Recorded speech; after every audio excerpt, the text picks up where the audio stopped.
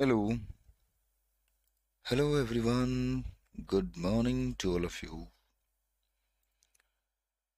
Very good morning to all of you. एक बार बताना भाई, जो भी आप में से लाइव हैं वॉइस और वीडियो दोनों चीज़ें ओके हैं क्या? उसके बाद अपनी क्लास शुरू कर देते हैं. Let me also check. एक बार मैं भी चेक कर लेता हूँ. मेरी तरफ से ओके है. एक बार आपके एंड से बता देना कि सारी चीज़ें ओके हैं या नहीं हैं. फिर उसके बाद जो है अपनी क्लास शुरू कर देते हैं भाई. ठीक है ना? उम्मीद करते हैं जो भी पढ़ाया जा रहा है वो आपको समझ में भी आ रहा है. ठीक है, चलिए भाई कर देते हैं शुरू अपनी क्लास. हम कंप्यूटर की हिस्ट्री पढ़ रहे हैं, यानी कि हिस्ट्री ऑफ कंप्यूटर पार्ट 3 है, जिसमें हमने जनरेशन शुरू की हुई है. और जनरेशन के अंदर जो है हमने पहली जनरेशन जो है वो ऑलमोस्ट कंप्लीट कर ली है. एग्जाम्पल्स पर आए हुए हैं कि पहली जनरेशन के अंदर क्या क्या एग्जाम्पल है भाई. लैंग्वेज तक यानी कि भाषा तक हमने पढ़ लिया था कि भाषा जो होती है फर्स्ट जनरेशन में वो कौन सी भाषा होती है. ऐसा ही है आई थिंक, है ना? तो यहां तक हमने पढ़ लिया भाई. तो कंप्यूटर की हिस्ट्री भी हम पढ़ चुके हैं. कंप्यूटर की हिस्ट्री में अबेकस, जॉन नेपियर की logs and bones, Charles Blaise Pascal की पास्कलिन मशीन, और लिप्टिंस का calculator, punch card, difference engine, analytical engine, ये हम पढ़ चुके हैं. फिर फर्स्ट जनरेशन के अंदर हम वैक्यूम ट्यूब तक पहुंच चुके हैं. ऐसा ही है जी. फर्स्ट जनरेशन की तकनीक हम वैक्यूम ट्यूब तक पहुंच चुके हैं. तकनीक जरूर पूछी जाती है, ये ध्यान में रख लेना. ठीक है ना? किसी भी एग्जाम में तकनीक जरूर पूछी जाती है, तकनीक मत छोड़ना. ठीक है ना? तकनीक और भाषा के बारे में अगर कुछ पूछा आता है किसी भी एग्जाम के अंदर, तो भाषा के बारे में, भाषा कौन सी डिपेंडेबल है, कौन सी डिपेंडेबल नहीं है, मतलब निर्भर है, कौन सी निर्भर नहीं है, कौन सी पोर्टेबल है, कौन सी पोर्टेबल नहीं है, इस प्रकार की चीजें पूछी जाती हैं. ठीक है ना? तो अभी हम फर्स्ट जनरेशन पर आए हुए हैं और फर्स्ट जनरेशन के एग्जाम्पल पर आए हुए हैं. फर्स्ट जनरेशन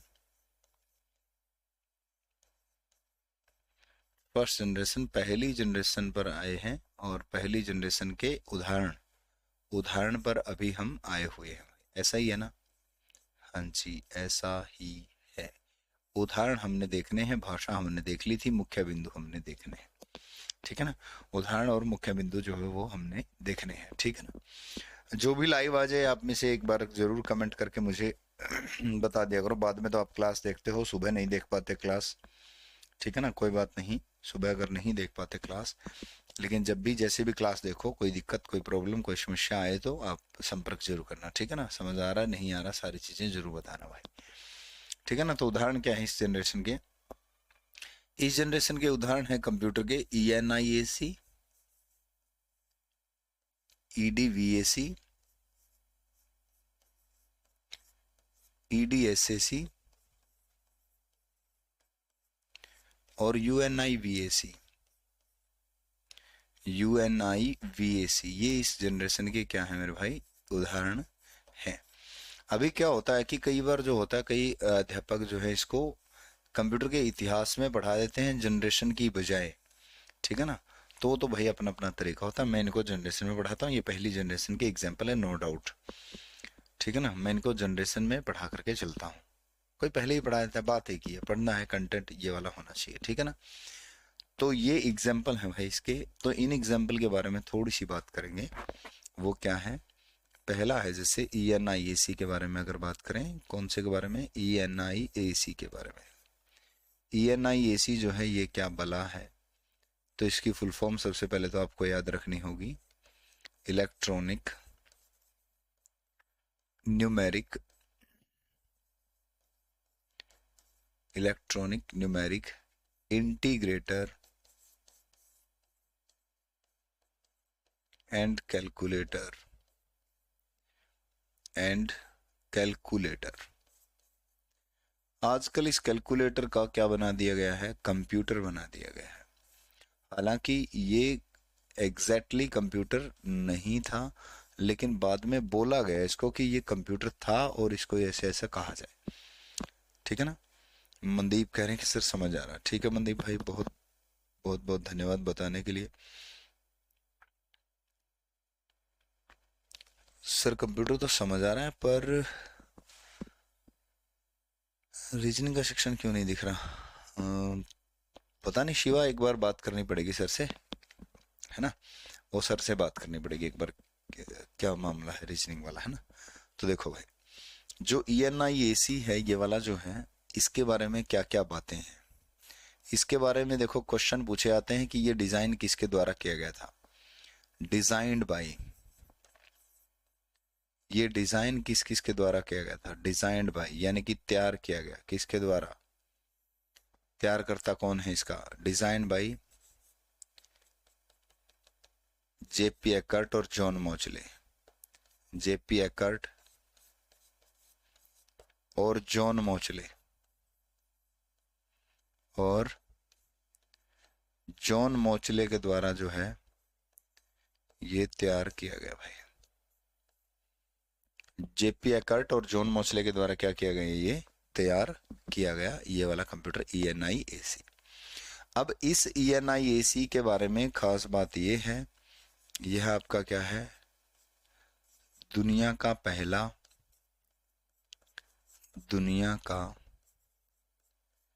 पहला इलेक्ट्रॉनिक कंप्यूटर, पहला इलेक्ट्रॉनिक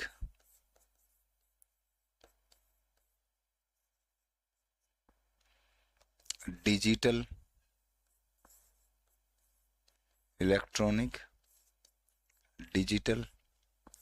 व सामान्य उद्देश्य वाला कंप्यूटर है। सामान्य उद्देश्य वाला कंप्यूटर है। इलेक्ट्रॉनिक डिजिटल व सामान्य उद्देश्य वाला कंप्यूटर है भाई।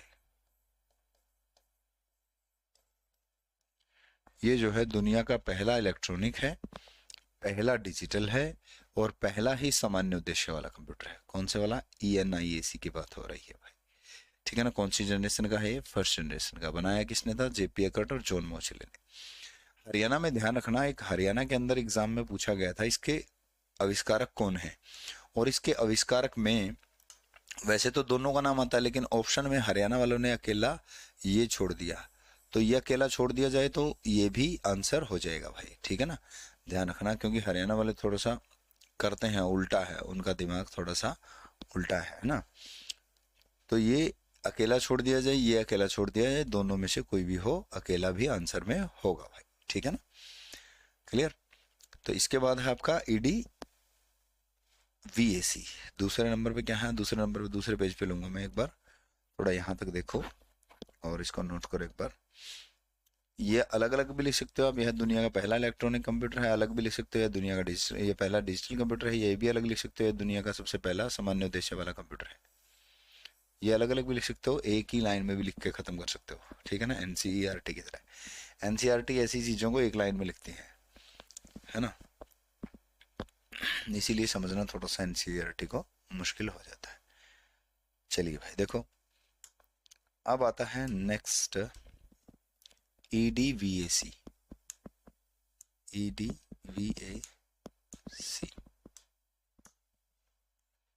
नेक्स्ट आता है EDVAC भाई अपना। अब EDVAC जो है अपना, ये क्या भला है, ये क्या नाम है, फुल फॉर्म क्या है इसकी, electronic discrete variable, electronic discrete variable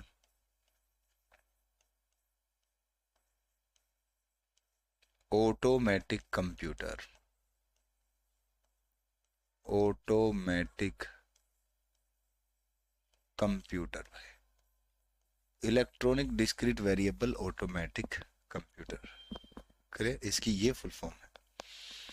ये जो डिस्क्रीट होता है, डिस्क्रीट का मतलब होता है चेंजेबल, डिस्क्रीट का मतलब होता है चेंजेबल, यानी कि जो बदल जाए, चेंजेबल होता है भाई, चेंजेबल जो बदल जाए। डिस्क्रीट का मतलब होता है जो क्या कर जाए, बदल जाए भाई, यानी कि जो वैल्यू चेंज हो जाए, जैसे कि 0 से 1 हो जाए, जैसे कि क्या हो जाए, 0 से 1 हो जाए, जो वैल्यू जो चेंज हो जाए। मुझे नहीं पता बेटा, नहीं है शायद। जो 0 से क्या हो जाए, 1 हो जाए भाई, ठीक है ना, 0 से 1 हो जाए भाई, वो EDVAC के अंदर होता था। यानी कि यहाँ जो है डिजिटल का और भी फॉर्मेट सुधर करके आ गया है। डिजिटल होता है जिसमें 0 और 1 बाइनरी हो, और दो 0 और 1 जो होती हैं उसको क्या कहा जाता है, बाइनरी कहा जाता है भाई। क्या कहा जाता है, बाइनरी कहा जाता है। 0 और 1 जो होता है उसे क्या कहा जाता है, बाइनरी कहा जाता है भाई, ठीक है ना। और बाइनरी को कंप्यूटर में सेव होने का, कंप्यूटर की मेमोरी में डेटा बाइनरी के फॉर्मेट में सेव होने का श्रेय किसको जाता है, कंप्यूटर की मेमोरी में, कंप्यूटर की मेमोरी में बाइनरी के फॉर्मेट में डेटा, बाइनरी के फॉर्मेट में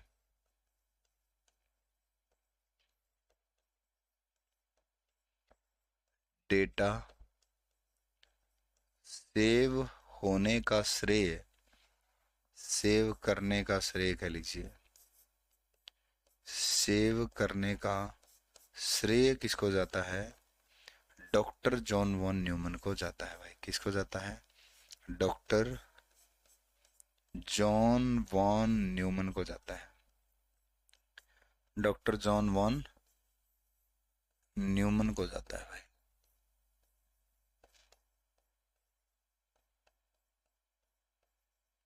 डॉक्टर जॉन वॉन न्यूमन को इसका श्रेय जाता है। किस चीज का श्रेय जाता है, बाइनरी के फॉर्मेट में डेटा सेव करने का श्रेय कंप्यूटर की मेमोरी में, ठीक है ना।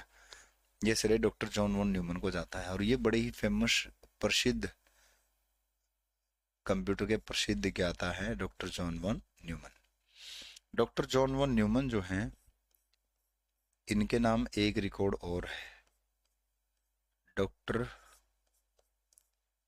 जॉन वॉन न्यूमन,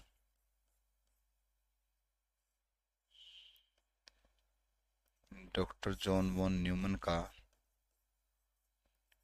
कंप्यूटर के विकास में, कंप्यूटर के विकास में सबसे ज्यादा योगदान है भाई। कंप्यूटर के विकास में क्या है, सबसे ज्यादा योगदान है। कंप्यूटर के विकास में क्या है, सबसे ज्यादा योगदान है भाई कंप्यूटर के विकास में।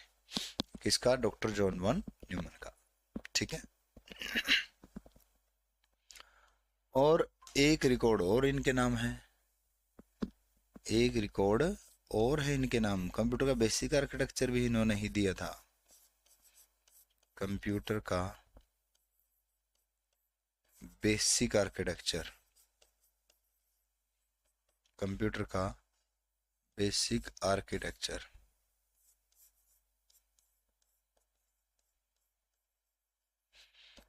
इन्होंने ही दिया, डॉक्टर जॉन वॉन न्यूमन ने दिया भाई।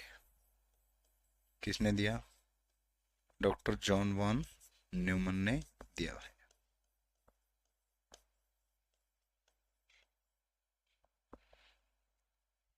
ने दिया,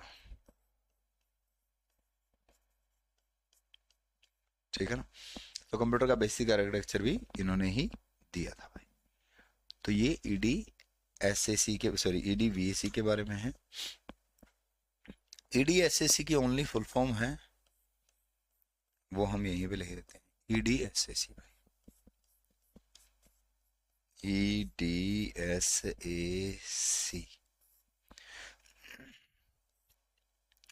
electronic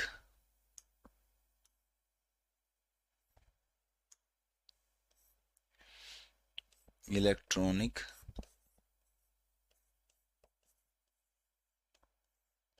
delay storage,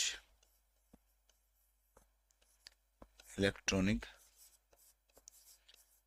delay storage automatic computer, delay storage automatic computer भाई, electronic delay storage automatic computer. अब यहां पर थोड़ा सा मतभेद है सभी में, और क्या आंसर माना आता है मैं वो भी बता देता हूँ आपको। देखो स्टोरेज पूछा आता है एक दो बार कि स्टोरेज कौन से कंप्यूटर से शुरू हुआ, तो सही तरीके से तो शुरू हुआ स्टोरेज यहां से, सही तो है ये स्टोरेज के मामले में, स्टोरेज मतलब भंडारण के मामले में, ठीक है ना। भंडारण के मामले में ओरिजिनल किताबें तो यही कहती हैं कि भंडारण यहीं से शुरू हुआ था, जहां डॉक्टर जॉन वॉन न्यूमैन ने बाइनरी के फॉर्मेट में सेव करना दिया। लेकिन बैंकिंग वाले एसएससी वालों ने कई बार इसको आंसर माना है, यहां से स्टोरेज शुरू हुआ, यहां से स्टोरेज शुरू हुआ, क्योंकि इसके अंदर स्टोरेज शब्द है इसलिए मान लिया शायद, ठीक है ना। बैंकिंग वाले एसएससी वाले इसका आंसर ये वाला मानते हैं, और बाकी किसी एग्जाम में इसको इस तरीके से देखा नहीं गया कि ऐसा भी क्वेश्चन पूछा जाता हो। एसएससी का मतलब कि एसएससी के जो भी एग्जाम होते हैं जिनमें छुटपुट कंप्यूटर आता है, थोड़ा बहुत आता है, तो वहां पर ये चीज जो है मानी गई है, और बैंकिंग में भी ये चीज जो है कंसिडर की गई है। एक दो बार जो है ये भी माना गया है, मतलब चाहे वो गलती से लगा लो चाहे कैसे मान लीजिए, मान लिया उन्होंने, क्योंकि अगर बार बार इसको आंसर मान रहे हैं तो ये मान लिया तो कभी कभार गलती से हो सकता है ना। लेकिन एक्चुअल में चीज ये है, हो सकता है मतलब किसी आंसर की पर ऑब्जेक्शन लगाया हो फिर बाद में ये मान लिया हो, ऐसा भी हो सकता है, ठीक है ना।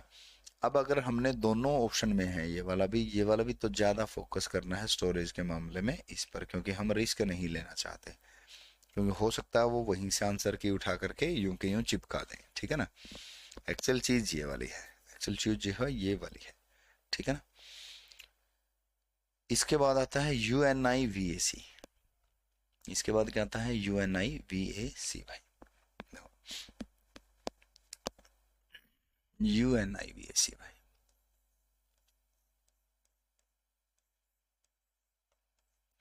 यूनिवैक जिसको हम कहते हैं, क्या कहते हैं जिसको हम यूनिवैक कहते हैं, यूनिवर्सल ऑटोमेटिक कंप्यूटर जिसको कहा जाता है मेरे भाई, क्या कहा जाता है, यूनिवर्सल ऑटोमेटिक कंप्यूटर,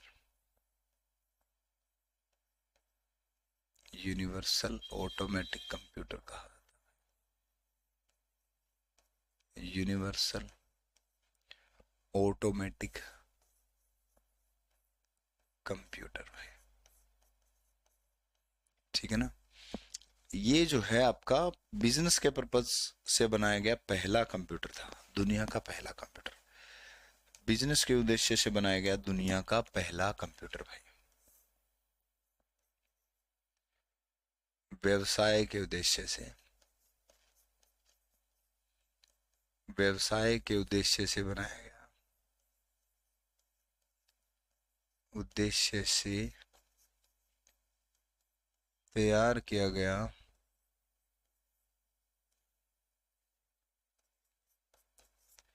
तैयार दुनिया का पहला कंप्यूटर।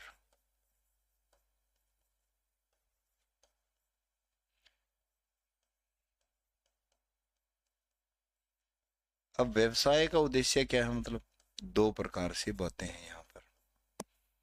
एक तो ये है कि यहां से कंप्यूटर मार्केट में बिकने शुरू हो गए हों, पहले बिकते नहीं थे, अब बिकते नहीं थे मतलब बहुत बड़े बड़े कंप्यूटर होते थे।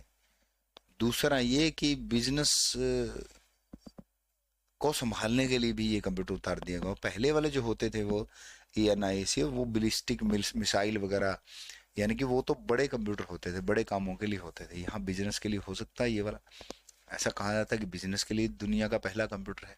तो बिजनेस के लिए तो दो ही पर्पज है, इसके दो ही मकसद हैं। ऐसा भी हो गया था कि ये मार्केट में आ गया था भाई, बिकने शुरू हो गए थे कंप्यूटर, और ऐसा भी है कि ये बिजनेस में भी प्रयोग किया जाने लगा था। इससे पहले साइंटिफिक कामों में ही कंप्यूटर को प्रयोग किया जाता था, ठीक है ना। तो ये बनाया था डिजाइंड बाय IBM, ऐसा पूछा जाता है यह आईबीएम कंपनी के द्वारा तैयार किया गया था भाई। कौन सी कंपनी के द्वारा? आईबीएम के द्वारा तैयार किया गया था भाई।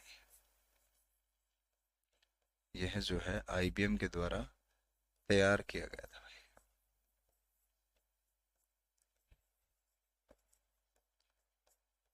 आईबीएम के द्वारा तैयार किया गया। ये वाला जो है आईबीएम के द्वारा तैयार किया गया था। आईबीएम कंपनी है कंप्यूटर की, बहुत बड़ी महारत हासिल की आईबीएम कंपनी ने अपनी फील्ड में। आईबीएम है इंटरनेशनल बिजनेस मशीन। आईबीएम क्या है? इंटरनेशनल बिजनेस मशीन आईबीएम की फुल फॉर्म है भाई। इंटरनेशनल बिजनेस मशीन जो है आईबीएम की फुल फॉर्म है। ठीक है, इंटरनेशनल बिजनेस मशीन। अब जो ये आईबीएम है, इसी को बिग ब्लू कंपनी भी कहा जाता है, बिग ब्लू भी कहा जाता है। ठीक है ना। टेक जाइंट है ये। क्या है ये? टेक जाइंट बोलते हैं इसको, टेक जाइंट। टेक जाइंट होते हैं जो टेक्नोलॉजी के बहुत बड़े बड़े राक्षस। जाइंट होता राक्षस, वैसे धुरंधर। ठीक है ना। इसे और क्या कहा जाता है? बिग ब्लू भी कहा जाता है। इसे क्या कहा जाता है? बिग ब्लू भी कहा जाता है इस कंपनी को, आईबीएम को। ठीक है ना। इसे बिग ब्लू भी कहा जाता है भाई, बिग ब्लू। ऐसा भी क्वेश्चन में पूछा आता है। ठीक है ना। इसे बिग ब्लू भी कहा जाता है।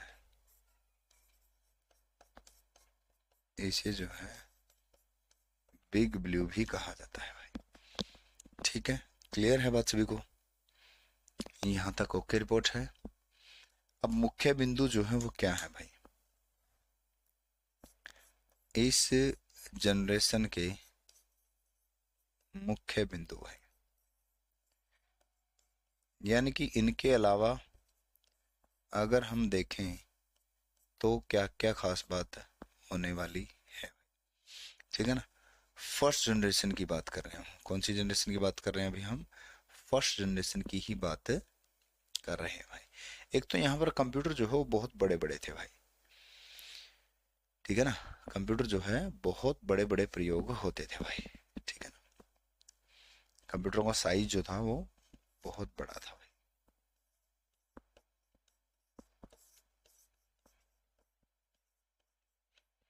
कंप्यूटर्स का साइज,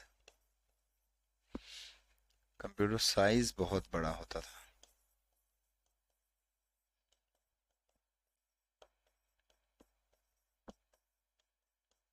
कंप्यूटर का जो साइज है वो बहुत बड़ा होता था भाई। ठीक है। पंच कार्ड और मैग्नेटिक ड्रम का इसके अंदर प्रयोग होता था। एक तो ये प्रयोग करता था पंच कार्ड। पंच कार्ड तो हमने पढ़ा है ना, डॉक्टर हरमन होलित। पंच पंच कार्ड का प्रयोग होता था। पंच कार्ड का प्रयोग किसके लिए? मेमोरी के लिए भी, इनपुट के लिए भी। ठीक है ना। मेमोरी, इनपुट आउटपुट के लिए, इनपुट के लिए। ठीक है ना। पंच कार्ड का प्रयोग होता था भाई। इसके बाद आता है मैग्नेटिक ड्रम। मैग्नेटिक ड्रम का प्रयोग जो है वो शुरू हो गया भाई इस जनरेशन के अंदर। ऐसा नहीं कि पूरी जनरेशन में हुआ, प्रयोग शुरू हुआ भाई। ऐसा नहीं है कि इस पूरी जनरेशन में मैग्नेटिक ड्रम का प्रयोग हुआ, लेकिन इस जनरेशन में शुरू हो गया मैग्नेटिक ड्रम का। ये मैग्नेटिक ड्रम भी आपका किस लिए प्रयोग होता था? मेमोरी के लिए भाई। ठीक है ना। मैग्नेटिक ड्रम भी किस लिए प्रयोग होता था? मेमोरी के लिए प्रयोग होता था भाई। ठीक है ना। ये जो मैग्नेटिक ड्रम है ये भी आपका किस लिए प्रयोग होता था? मेमोरी के लिए भाई। मेमोरी।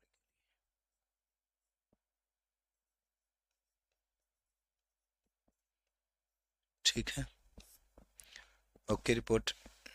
तो ये फर्स्ट जनरेशन थी अपनी। कौन सी जनरेशन थी ये अपनी?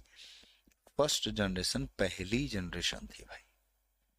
ठीक है ना। पहली जनरेशन में हमने जो है बहुत सारी चीजें जो है वो देखी हैं, और पहली जनरेशन वाला मामला अब जा करके क्या होता है आपका कंप्लीट होता है। ठीक है, बताए भाई, ठीक है ना। यहाँ तक ओके रिपोर्ट है।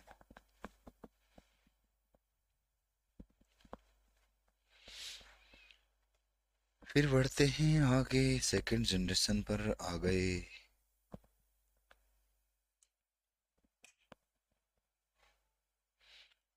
ले भाई, अभी हम आ गए सेकंड जनरेशन पर भाई, ठीक है ना। तो देखिए भाई, सेकंड जनरेशन भाई,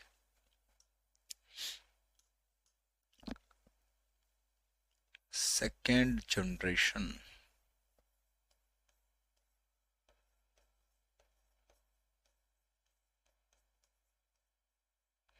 सेकंड जनरेशन, द्वितीय पीढ़ी भाई।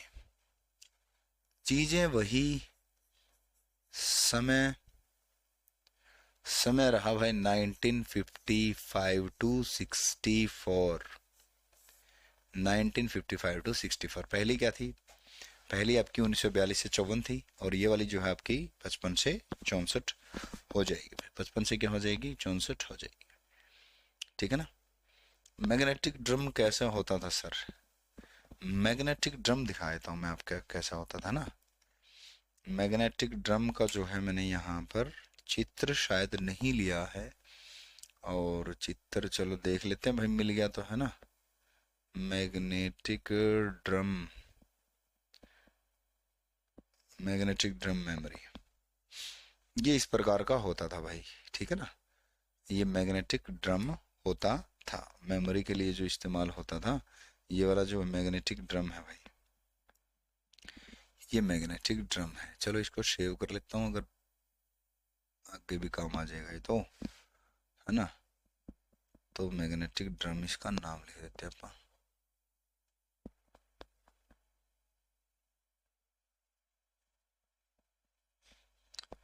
Magnetic drum. इसको यहाँ पर डाल भी देता हूँ मैं ना, ताकि आपको जो है समझ में भी आ जाए कि ये वाला मैग्नेटिक ड्रम है। ये लो भाई, ये है मैग्नेटिक ड्रम, ठीक है। ये मैग्नेटिक ड्रम है भाई।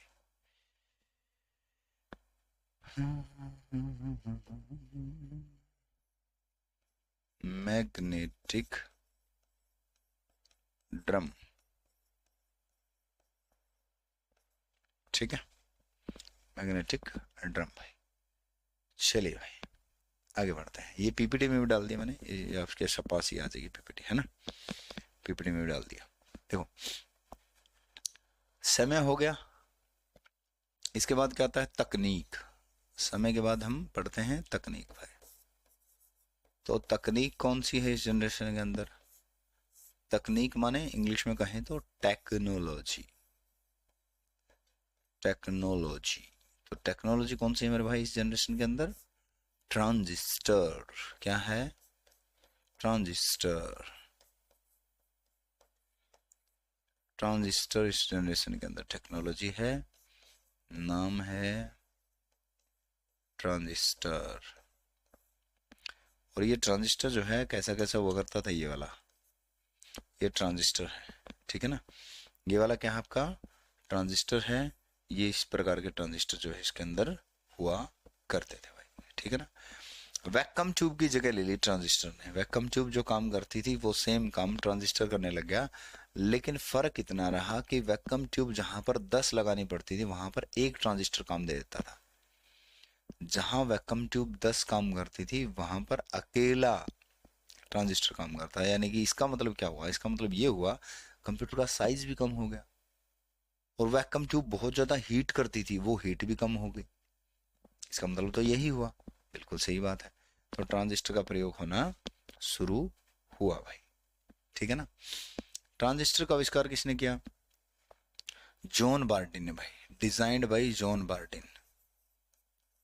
यहां तक पूछा आता है designed bye John Bardeen, design by John Bardeen, John Bardeen के द्वारा जो है इसका आविष्कार किया गया था भाई। और ये प्रयोग किया गया, कब प्रयोग किया गया? सेकंड जनरेशन के अंदर। भाषा भाई, भाषा कैसी थी इस जनरेशन की, जो है भाषा वो कैसी थी भाई? इस जनरेशन में असेंबली भाषा का प्रयोग हुआ भाई। कौन सी भाषा का? असेंबली भाषा। कई किताबों में जो है असेंबली भाषा पहली जनरेशन में दिखाई गई है। सच्चाई ये है, एनसीईआरटी ये कहती है कि सेकंड जनरेशन में है, तो फिर हम यहाँ पर हम एनसीईआरटी की ही मानेंगे बात, ठीक है ना। असेंबली भाषा भाई सेकंड जनरेशन की लैंग्वेज है। ये कौन सी जनरेशन की लैंग्वेज है? सेकंड जनरेशन की लैंग्वेज है असेंबली भाषा। अब एक चीज तो देखो, असेंबली भाषा तो हम ले आए, कंप्यूटर को ये समझ में तो नहीं आती। कंप्यूटर को तो मशीन भाषा समझ में आती है, असेंबली भाषा तो समझ में आती ही नहीं। ये बात तो सही है, कंप्यूटर को तो असेंबली भाषा समझ में ही नहीं आती, कंप्यूटर को तो मशीन भाषा आती है समझ में। तो फिर अब क्या किया जाए, और ये भाषा क्यों बनाई फिर जब समझ में ही नहीं आती? इसके लिए लेकर आए ट्रांसलेटर। असेंबली भाषा में कोड कौन से प्रयोग होते थे पहले ये तो देख लें। इसमें symbolic code, alpha numeric code का प्रयोग होता था। किस चीज का? अल्फा न्यूमेरिक कोड का प्रयोग होता था। अल्फा न्यूमेरिक कोड कह लो, निमोनिक कोड कह लो, निमोनिक कोड, सिंबॉलिक कोड कह लो, सिंबॉलिक कोड का प्रयोग होता था। होता है लिखेंगे, बल्कि आजकल भी होता है, का प्रयोग होता है। जैसे,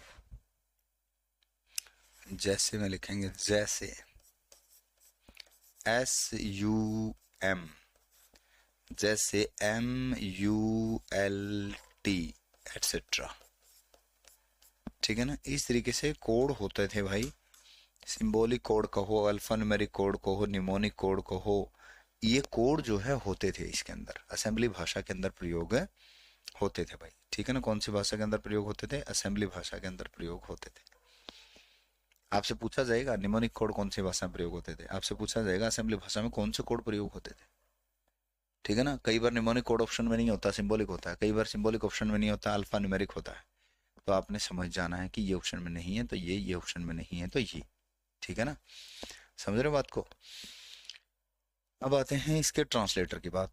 इसके लिए ट्रांसलेटर प्रयोग किया जाता था इस भाषा को मशीन भाषा में बदलने के लिए, इस भाषा को मशीन में बदलने के लिए, इस भाषा को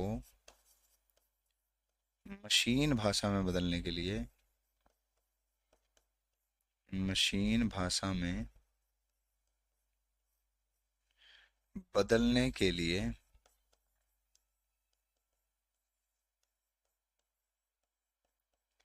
ट्रांसलेटर का प्रयोग हुआ भाई। क्या लेकर आए? एक ट्रांसलेटर। ट्रांसलेटर क्या है? एक प्रोग्राम है, ये भी एक प्रोग्राम बनाया गया जो इस भाषा को मशीन में बदलेगा। ट्रांसलेटर का प्रयोग हुआ। ट्रांसलेटर क्या नाम है ट्रांसलेटर का? असेंबलर। असेंबलर, ट्रांसलेटर का क्या नाम है? असेंबलर का प्रयोग हुआ भाई। ट्रांसलेटर असेंबलर का प्रयोग हुआ भाई। इसका एक ट्रांसलेटर आया जिसका नाम है असेंबलर, ठीक है ना।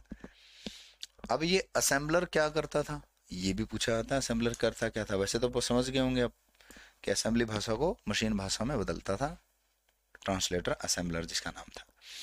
इस साइड होते थे असेंबली भाषा, असेंबली भाषा, असेंबली भाषा भाई। और असेंबली भाषा को जो है बदलने का काम मशीन भाषा में, मशीन भाषा में बदलने का काम कौन करता था? मशीन भाषा में बदलता था कौन? कौन बदलता भाई मशीन भाषा में? असेंबलर बदलता था। कौन बदलता था? असेंबलर भाई। असेंबलर बैठा होता था बीच में, असेंबलर बदलता था। ठीक है ना? यानी कि इसके माध्यम से मशीन भाषा जो है, असेंबली भाषा जो है मशीन भाषा में कन्वर्ट हो जाती थी भाई। ठीक है ना? इसके माध्यम से, असेंबलर के माध्यम से मशीन भाषा में कन्वर्ट हो जाता था प्रोग्राम जो भी लिखा होता था। क्लियर? ठीक है ना? बीच में कौन लगा दिया? असेंबलर लगा दिया। बीच में कौन होता था? असेंबलर होता था भाई। क्लियर है बात? अभी आ जाओ उदाहरण पर, एग्जाम्पल आ जाओ, सेकंड जनरेशन के उदाहरण भाई। ठीक है ना? देखो भाई, उदाहरण ले लेते हैं, यहीं पे ले लेते हैं, ज्यादा अच्छा रहेगा। एग्जाम्पल भाई, मुख्य बिंदु भी लिखने होंगे भाई फिर। चलिए अगले पेज पे ले लेते हैं उदाहरण भाई।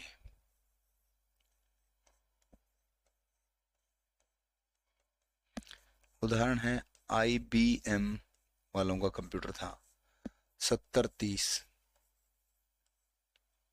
एक था Honeywell 400।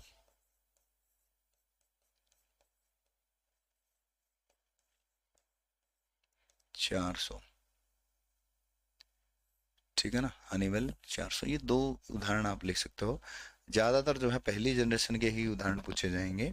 Second generation, third generation, fourth generation, fifth generation, इनके उदाहरण बहुत कम पूछे जाते हैं भाई। ठीक है ना? क्लियर है बात सभी को? अब आ जाते हैं मुख्य बिंदु पर भाई। किस चीज पर आ जाते हैं? मुख्य बिंदु पर आ जाते हैं। ठीक है, तो मुख्य बिंदु देखेंगे भाई कौन से। देखो, मुख्य बिंदु भाई, मुख्य बिंदु। मैग्नेटिक कोर मेमोरी का प्रयोग हुआ यहाँ पर। मैग्नेटिक ड्रम पहले वाली में थी, मैग्नेटिक कोर मेमोरी का प्रयोग हुआ भाई। मैग्नेटिक कोर मेमोरी का प्रयोग शुरू हुआ। मैग्नेटिक कोर मेमोरी का प्रयोग शुरू हुआ।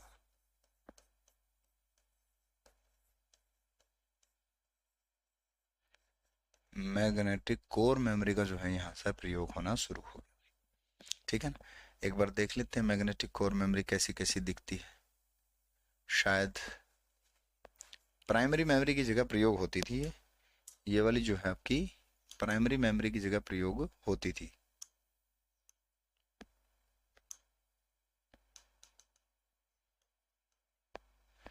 मैग्नेटिक कोर मेमोरी ये पहले प्रयोग होती थी भाई, और पहले जो प्रयोग होती थी मैग्नेटिक कोर मेमोरी, ये वाली जो है मैग्नेटिक कोर मेमोरी इस प्रकार की होती थी। कहाँ गया, एक ले लेते हैं, ये वाली जो है इस प्रकार की मेमोरी होती थी भाई। ठीक है ना? ये वाली जो मेमोरी है मैग्नेटिक कोर मेमोरी है। ठीक है ना? डायमंड में ही सेव कर लेते हैं इसको, यहाँ ले भी लेते हैं इसको। मैग्नेटिक कोर मेमोरी भाई, ये लो, ये जो मेमोरी है मैग्नेटिक कोर मेमोरी है। ठीक है ना? प्राइमरी मेमोरी के तौर पे प्रयोग होना शुरू हुआ इसका, मैग्नेटिक कोर मेमोरी का। ठीक है ना? इसके बाद भाई नेक्स्ट, एक इसमें सबसे पहला ऑपरेटिंग सिस्टम जो है कंप्यूटर का, सबसे पहला ऑपरेटिंग सिस्टम यहाँ पर शुरू हो गया भाई। क्या हो गया? कंप्यूटर का सबसे पहला ऑपरेटिंग सिस्टम यहाँ पर आया। कंप्यूटर का सबसे पहला ऑपरेटिंग सिस्टम यहाँ शुरू हुआ भाई। सबसे पहला ऑपरेटिंग सिस्टम शुरू हुआ भाई।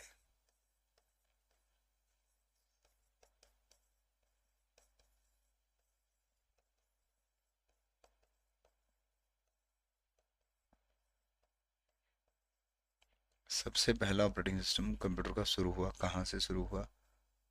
सेकंड जनरेशन में। यानी कि पहला ऑपरेटिंग सिस्टम कब आया? सेकंड जनरेशन के अंदर आया भाई। पहला ऑपरेटिंग सिस्टम कब आया? सेकंड जनरेशन में आया। और पहले ऑपरेटिंग सिस्टम को क्या कहा जाता था? पहले ऑपरेटिंग सिस्टम को जो है बैच ऑपरेटिंग सिस्टम कहा जाता था। ये वाला जो था आपका बैच ऑपरेटिंग सिस्टम था। कैसा था? बैच ऑपरेटिंग सिस्टम है।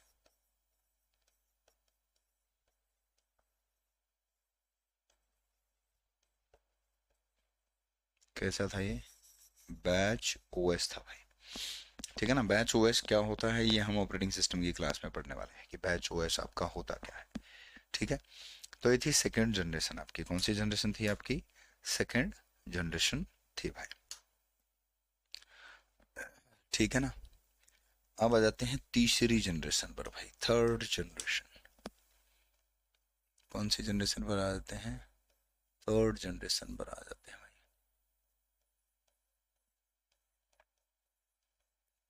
थर्ड जनरेशन जो है, इसमें क्या कुछ खास बात है? देखो, थर्ड जनरेशन में क्या है, वही चीज पढ़ेंगे हम तो। समय, समय क्या है? 1965 टू 74 समय रहा भाई। ठीक है ना। 1965 से 74 तक समय रहा। तकनीक, तकनीक जो है, तकनीक न छोटी की आएगी ना। तकनीक, तकनीक जो है वो क्या रही भाई? टेक्नोलॉजी। तकनीक माने टेक्नोलॉजी। टेक्नोलॉजी क्या रही भाई? टेक्नोलॉजी रही यहाँ पर आईसी। क्या रही? आईसी भाई। आईसी क्या होता है भाई? आईसी होता है इंटीग्रेटेड सर्किट। जो ये रही, ये क्या है आपकी? आई सी है भाई। क्या है ये? आई सी है भाई। तो आईसी माने इंटीग्रेटेड सर्किट भाई। Integrated circuit, integrated circuit, I C. तकनीक आ गई इसके अंदर। डिजाइंड बाई,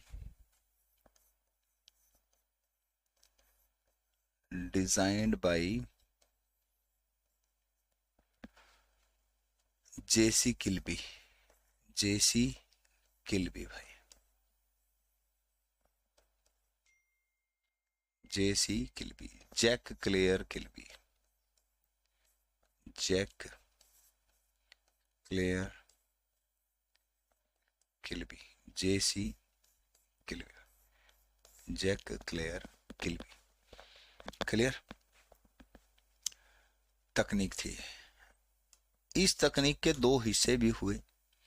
इस तकनीक को दो हिस्सों में डेवलप किया गया। पहला हिस्सा था SSI और दूसरा हिस्सा था MSI। ये जो SSI था, स्मॉल स्केल इंटीग्रेशन था भाई। क्या था ये? स्मॉल स्केल इंटीग्रेशन था भाई। Small scale integration. इसमें क्या यूज होता था? इसमें 10 से लगभग 10 ट्रांजिस्टर प्रयोग होते थे। लगभग 10 ट्रांजिस्टर प्रयोग होते थे।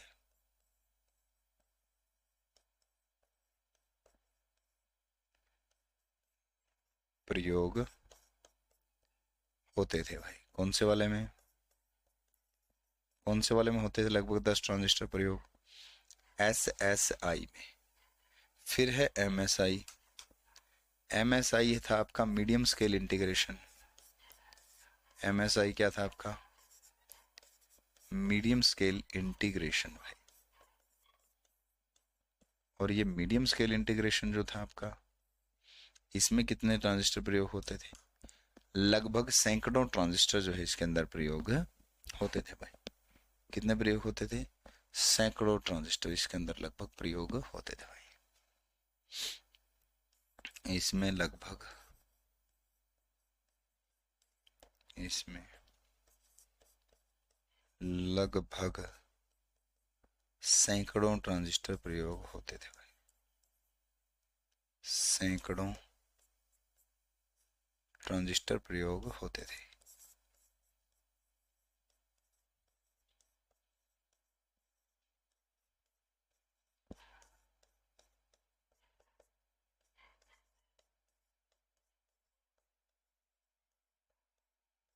कितने प्रयोग होते थे? लगभग सैकड़ों ट्रांजिस्टर जो है इसके अंदर प्रयोग होते थे भाई। ठीक है ना। इसके अंदर ही ट्रांजिस्टर होते थे, तो वो वाला ट्रांजिस्टर जो है आपने देखा था अभी थोड़ी देर पहले, ये इस प्रकार के ट्रांजिस्टर जो होते थे ये वाले नहीं होते थे इसके अंदर। आप सोचो कि ये वाले तो आ ही नहीं सकते इसके अंदर, हाँ बिल्कुल सही बात है, वो तो आ ही नहीं सकते। ट्रांजिस्टर का बहुत छोटा रूप भी होता है, बहुत ही छोटा, सुई की जो वो होती है, बिल्कुल किनारा होता है जो सुई का, उसकी तरह उसी तरह छोटे भी होते हैं ट्रांजिस्टर। ठीक है ना। तो तकनीक ये थी, आईसी जो इसके अंदर थी, क्या नाम है आपका, थर्ड जनरेशन के अंदर, कौन सी जनरेशन के अंदर, थर्ड जनरेशन के अंदर, ये तकनीक ही मुझे अटपटा लग रहा है, है ना। तकनीक को बड़ी की आनी चाहिए मेरे ख्याल से, है ना। बाकी देख लेना, मेरी हिंदी ठीक नहीं है, तकनीक। ठीक है। अब आ जाती है इसके बाद भाषा की बात, इसके बाद किस चीज की बात आ जाती है, भाषा की बात आ जाती है भाई। तो भाषा की बात करेंगे हम अगले सेशन में, भाषा की बात करेंगे हम कल वाले सेशन के अंदर भाई। ठीक है ना। भाषा पढ़ेंगे भाई। ठीक है, उम्मीद करता हूँ यहाँ तक की सारी चीजें जो है आपको समझ में आ गई हैं। कल हम जनरेशन कंप्लीट कर देंगे। ठीक है ना। कल जो है हम जनरेशन यानी कि कंप्यूटर की हिस्ट्री पार्ट 4 में जो है वो कंप्लीट हो जाएगी, उसके बाद जो है टाइप्स ऑफ कंप्यूटर पे आ जाएंगे। ठीक है। उम्मीद करता हूँ सारी चीज़ें यहाँ तक आपको अच्छे तरीके से समझ में आ रही होंगी भाई। ठीक है ना।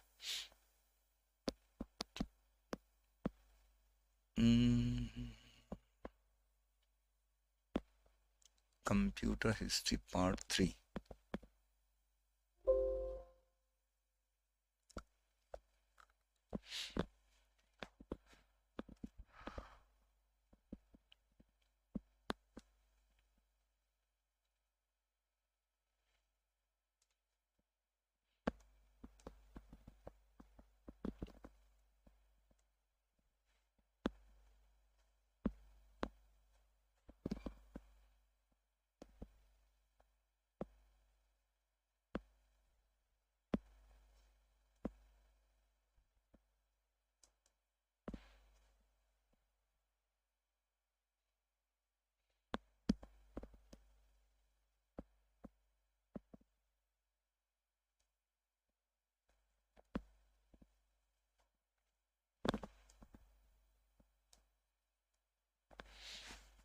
थैंक यू सो मच भाई।